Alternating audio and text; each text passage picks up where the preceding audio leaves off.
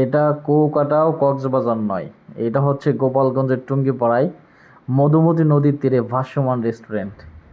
যে রেস্টুরেন্টটা উদ্ভাবনের পরে প্রথম দিনেই যে পরিমাণ জনতার ঢোল, আসলে এই রেস্টুরেন্টটা ভাসমান, তারপরেও যে পরিমাণ দর্শনার্থী এখানে দেখার জন্য চলে এসেছে, আসলে আমি দেখেই নিজেই অবাক যে গোপালগঞ্জের টুঙ্গিপাড়ায় যে শ্রামকান্দি কালাপানি সিঙ্গিপাড়া যে জায়গাটায় মাধ্যমে জানতে পারছি।